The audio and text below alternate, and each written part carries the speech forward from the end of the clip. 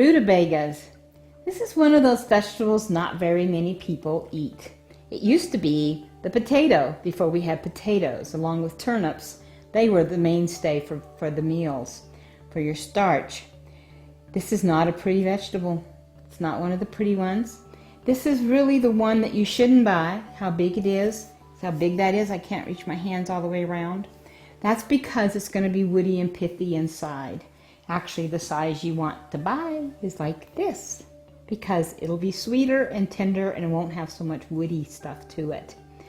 Now, peeling one is really difficult. I want to show you how hard it is before I show you how to do it the easy way.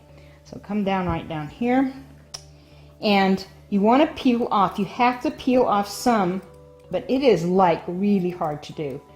And I just worry about people cutting their fingers. It would take quite a while. Now while we're doing this, I want to show you, when you have a turnip, it is white.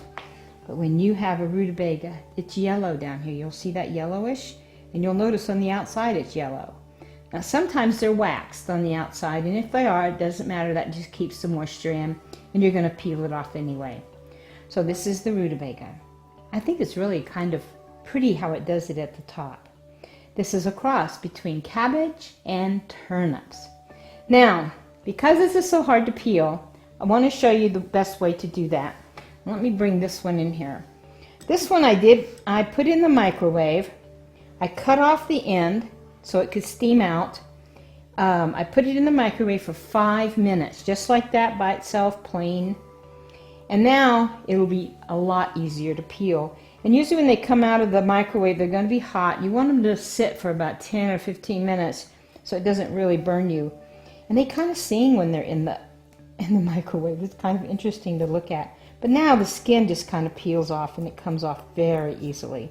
You just kind of scrape it off. So that makes it a lot easier to peel.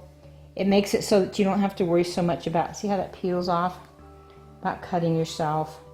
And I always worry about the safety, especially when I always hope that parents are going to teach their kids how to cook, and you don't want to do anything that's too dangerous for them. Okay, now, you'll think that it's cooked in 5 minutes. It is not.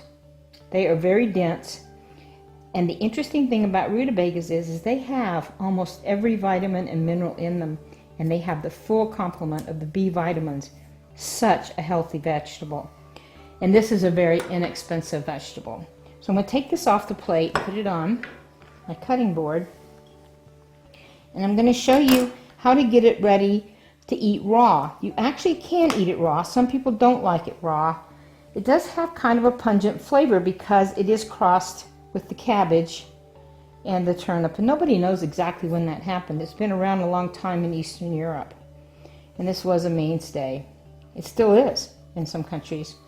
And you know, it's so healthy for you. We should all think about making it our mainstay. So now I want to show you how to do this for raw eating. Cut off the end. You'll see down here there's still more, and when you start cutting, you'll feel that it's not done all the way through. Okay? Now, that way it gets off the dirt. You do the other end, because this is the top. And this is so much easier to cut than before it was put in the microwave for 5 minutes, let me tell you. And then you can just slice this. You can julienne it, you know, put it into stripes. But most of the people that eat it raw make it into circles like this. You cut it down, not too thick, because you don't want to have too much of it. And then you can chop this up, and you can use this into salads or as a snack. You know, the thing I find about snacks is if you leave them around the house in a little special place, people tend to eat it. So that's a good way to get people eating it. Now, the main way I like to eat it actually is cooked. And I don't, you know, it's just because of the flavor. I grew up on rutabagas. My mother was always having rutabagas in turnips. Now, if you're not sure your family will like these, one of the secrets is you can mash it up with potatoes. Put a little bit in, nobody will notice, but you'll have a lot more. A lot more vitamins and minerals, because they are actually healthier than potatoes. So now I'm going to steam it, because that's the way I like it. So I'm going to cut it down the middle, and then I cut it like about 3-4 times, depending on how big it is, because I don't want to take forever to do the steaming. And then I'm going to put it into a steamer in my pan. This does have vitamin C in it, so this way it helps save it.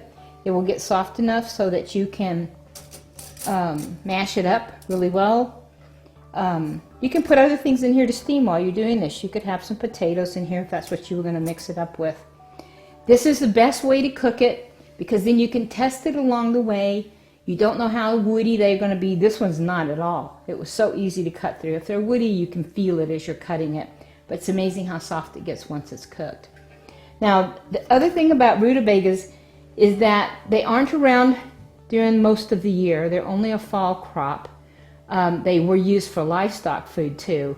And most of them now in the United States are grown in Oregon, which I find very interesting, along with the turnips. So the rutabaga is one of those vegetables that you may not want to tell everybody you're doing yet because they may not want to try it. So you need to kind of help them learn how to eat it. Now, when you are storing them, when you buy them, one of the things to look for, see down at the bottom how they've hatched this one up? And that's okay when it comes to the bottom of it because they have to dig it up out of the ground. But like this one was a little high. So you want to be sure and look at the bottom and be sure there's no big chunks out of them because of the way they're harvested. You can imagine they're growing underneath the ground. Now most of them have a lot of little roots on them because you know that holds it into the ground. So you need to scrub these really well, even if you're going to peel it and do it in the microwave. Scrub them really well underneath the running water before you put them in the microwave to make it easier to peel. Now there are some, you'll never see the greens on the tops of these. They don't usually sell rutabaga greens. First of all, they're not as big, and they probably taste just like cabbage. So that way they don't sell those very often. You'll find them on the tops of turnips, but not on the tops of rutabagas. And when you get them home, you can just keep them unwrapped at room temperature, and they'll keep for quite a while. That's one of the reasons why they were so popular, because they keep well, which is one of the things you want in the wintertime, especially when we didn't have refrigeration. These were wonderful. So there's much more information about the rutabagas, and I would really encourage you to at least buy one and try it and do it the different ways. And there's more ideas on my website.